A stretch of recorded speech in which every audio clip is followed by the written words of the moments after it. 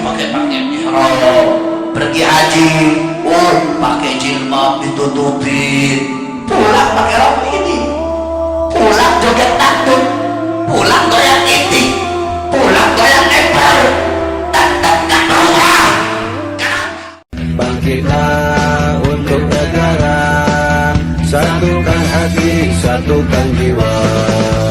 Musuh di depan mata, lawan dia sampai berdarah. Demi agama dan negara tercinta kematian. Apa kata Rasul? Berkata, ya Allah ampuni aku. Mereka minta ampunan, Allah ampuni dosa mereka. Mereka minta taubat, aku terima taubatnya. Mereka minta hajat, aku kabulkan hajatnya. Karena mereka tamuku, apapun yang mereka minta akan aku beri, kata Allah subhanahu wa ta'ala. Jadi kamu jadi tamunya Allah. Bersihkan kau punya hati, bersihkan kau punya niat. Nafkah, rezeki yang kamu bawa harus nafkah yang halal, harus rezeki yang halal. Jangan dari nafkah yang haram. Ada dua kelompok kelak ketika mereka pergi haji. Kelompok pertama, ketika mereka bertalbiyah, labbaik Allahumma labbaik, labbaik Allah syarika laka labbaik, malaikat menyeru, hajimu diterima, hajimu mabrur, panggilanmu diterima, seruanmu diterima. Kenapa? Karena rizkimu halal, nafkahmu halal, bekalmu halal, niatmu bagus, niatmu baik. Tidak kamu keluar dari tanah ini kecuali dapat rahmat dari Allah. Kelompok yang kedua, mereka bertalbiyah, labbaik Allahumma labbaik, labbaik Allah syarika laka labbaik. Tiba-tiba terdengar seruan, panggilanmu ditolak, seruanmu ditolak, hajimu ditolak. Kenapa? Nafkahmu haram, bekal yang kau bawa bekal haram. Kamu datang haji dari hasil mencuri, uangnya dari hasil korupsi, uangnya dari hasil mencuri, dari hasil korupsi, dari hasil merampas haknya orang, dari hasil melebihkan timbangan, dari hasil menyusahkan orang. Hajimu ditolak. Tidaklah kamu pulang kemari, tidaklah kamu pulang dari sini kecuali hanya mendapatkan kemurkaan dari Allah subhanahu wa ta'ala. Oleh karenanya saudara-saudara yang mau pergi haji, luruskan kau punya niat, pasang kau punya niat. Kamu punya uang, mampu untuk pergi haji, cepat-cepat berangkat haji. Dalam hadis qudsi, apa kata Allah? Seorang hamba, aku berikan dia keluasan tenaga. Dia punya tenaga, mampu, kuat, sehat. Aku beri dia juga keluasan harta, punya uang, punya nafkah, punya belanja, cukup dia untuk pergi haji. 5 tahun berlalu dalam kecukupan jasad, 5 tahun berlalu dalam kecukupan harta, tapi dia tidak kembali kepadaku. Maksudnya 5 tahun berlalu dalam keberadaan harta, 5 tahun berlalu kamu banyak uang, selama 5 tahun mampu pergi haji tapi nggak pergi. Apa kata Allah? Maka kamu tidak akan mendapatkan rahmatku. Yakni apa? Kamu akan mendapat murka Allah subhanahu wa ta'ala.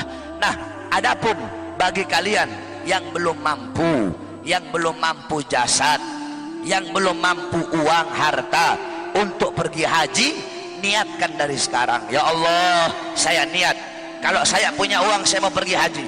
Ya Allah, saya niat, kalau saya ada keluasan harta, saya ingin menjadi tamumu pergi haji. Tiba-tiba kamu mati dalam niat tersebut, kamu mendapatkan pahala haji walaupun kamu tidak haji.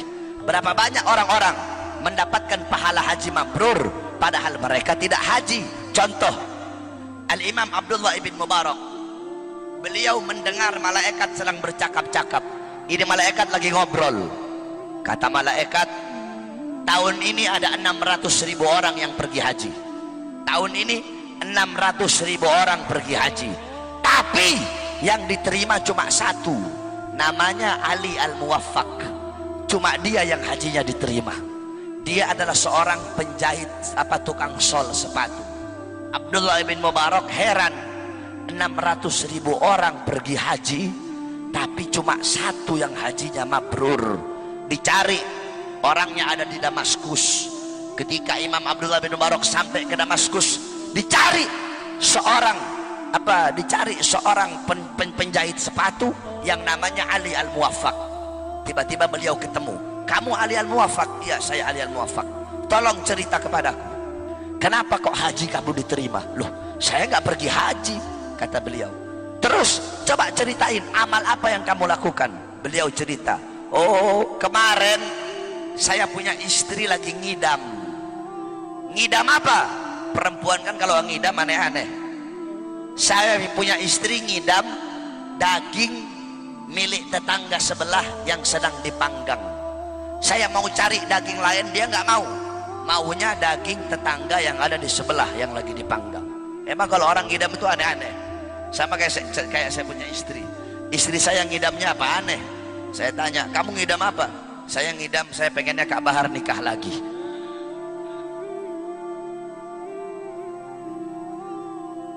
Akhirnya pergi Imam Ali Al-Muwaffaq ke tetangganya. Imam Ali bilang, saya mau beli, kamu punya daging. Oh maaf, daging ini gak dijual. Tapi istri saya ngidam, tolong.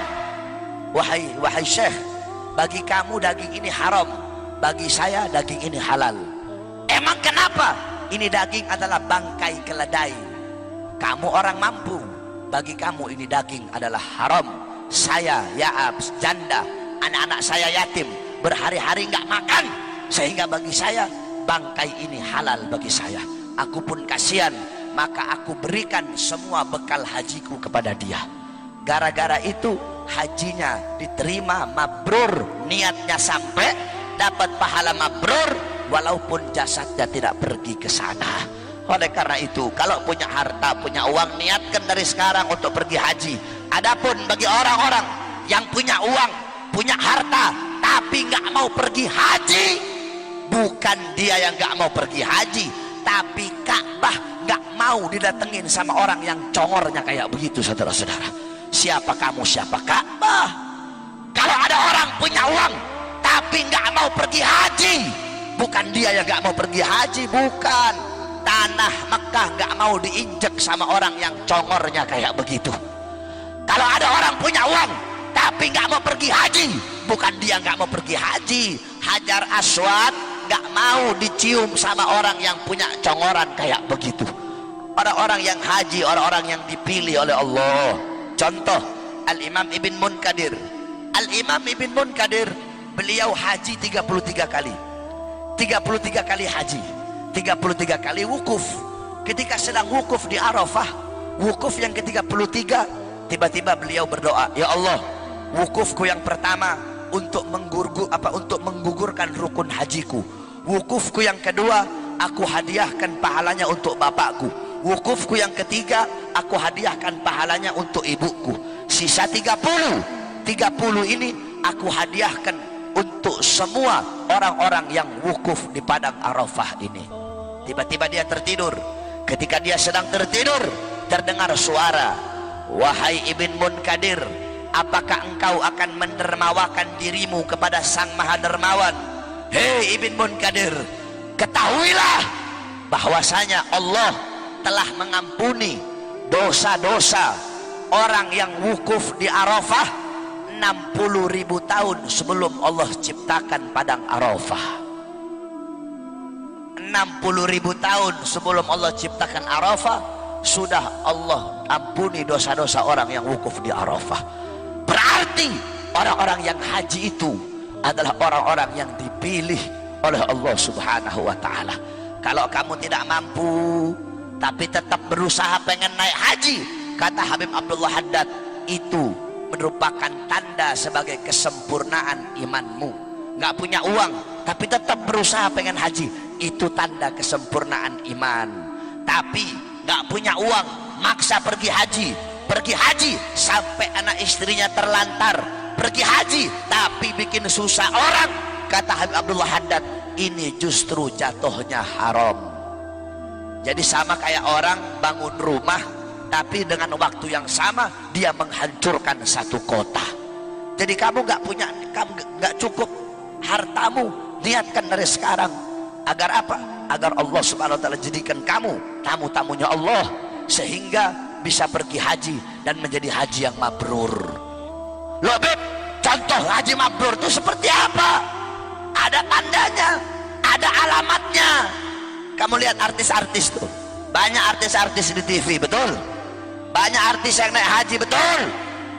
Mereka pergi haji pakai pakaian ihram, pergi haji pakai jilbab ditutupin, pulang pakai rok mini, pulang joget dangdut, pulang goyang itik, pulang goyang ngepor, tetap gak berubah. Kenapa? Karena pergi hajinya nafkahnya haram. Pergi hajinya nafkah yang dipakai dari hasil jualan aurat, jualan tetek, tahu tetek, jualan payudara, jualan aurat, jualan paha. Makanya hajinya nggak mabrur. Kenapa? Nafkah yang dipakai nafkah haram. Kamu kalau mau lihat orang hajinya diterima, gampang. Sebelum haji baik, habis haji lebih baik dari sebelumnya. Sebelum haji buruk, habis haji jadi hamba yang baik. Yakni apa? Bertambah ketaatannya, al-barakah, berkah. Nih banyak orang Banjar, orang Madura suka ngomong berkah. Dikit-dikit Beb minta berkahnya, Beb minta berkahnya. Berkah itu apa? Hah? Berkah itu bukan bertambah harta, bukan bertambah pangkat, bukan bertambah umur, bukan bertambah jabatan. Al-barakah tuzidukum fit ta'ah. Barakah bertambahnya ketaatan, kepatuhan, ketundukan kepada Allah subhanahu wa ta'ala. Jadi kalau sebelum haji buruk, habis haji baik, bertambah kebaikannya, berarti hajinya diterima oleh Allah subhanahu wa ta'ala.